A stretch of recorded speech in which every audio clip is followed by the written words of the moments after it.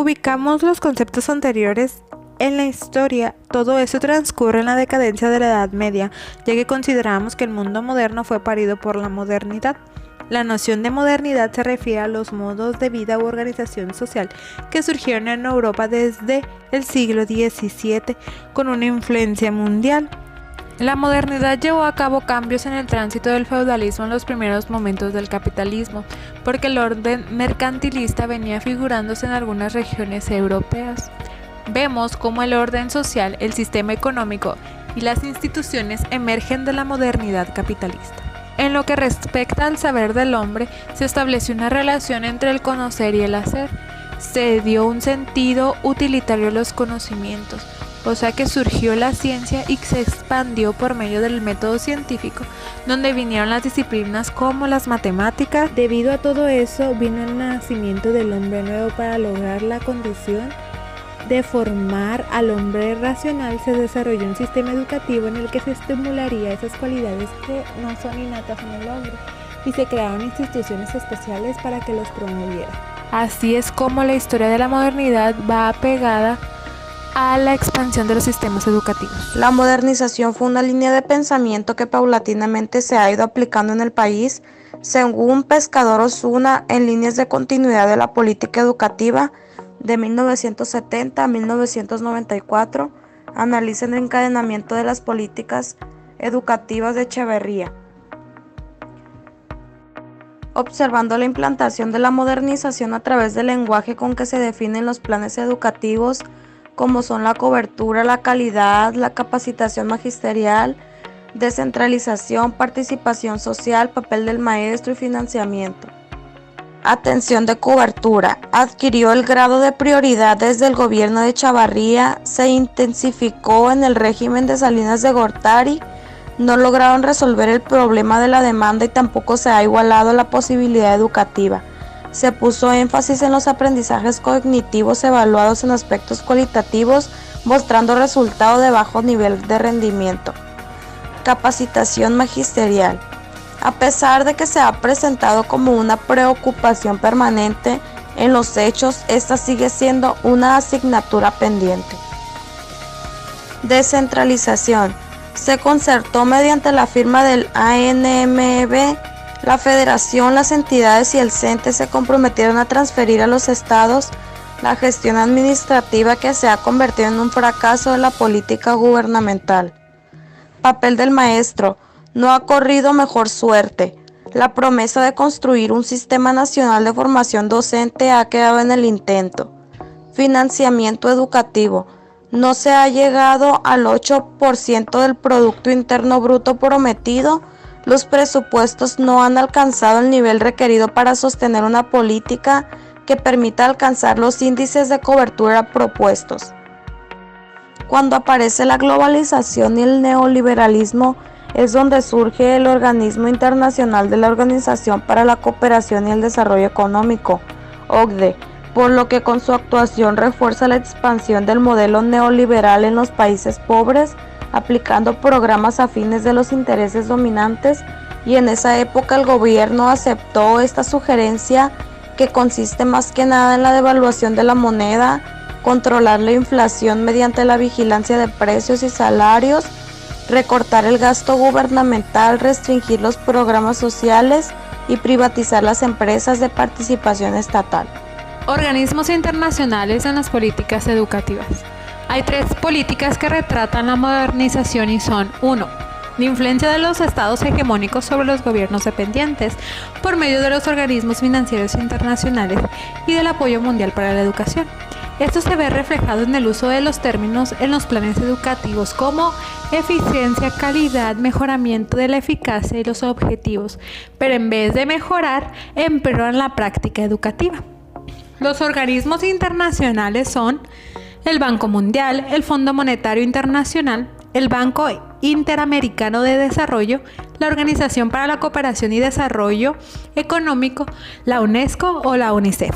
En México, para refrenar la crisis económica en los años 80, el gobierno de Miguel de la Madrid aceptó las sugerencias de los organismos internacionales que consintieron en la devaluación de la moneda, controlar la inflación mediante la vigilancia de precios y salarios, recortar el gasto gubernamental, restringir los programas sociales, privatizar las empresas de participación estatal. Las reformas efectuadas en lo económico y político pronto se reflejaron en el sistema educativo. Se fortalecieron las estrategias de desconcentración educativa, se vigorizaron las modalidades de enseñanza terminal y tecnológica, se limitó el financiamiento a la educación superior, continuó el deterioro salarial docente, los valores educacionales se enfocaron a promover aspectos de productividad y ganancia. En la esfera cultural e ideológica se estimularon los principios fundados en el individualismo y la competencia. Las estrategias educativas se encaminaron a la formación de recursos humanos ajenos a los principios de cooperación y la solidaridad. El sistema escolar se alejó de ser el eje principal para el desarrollo científico y tecnológico autónomo.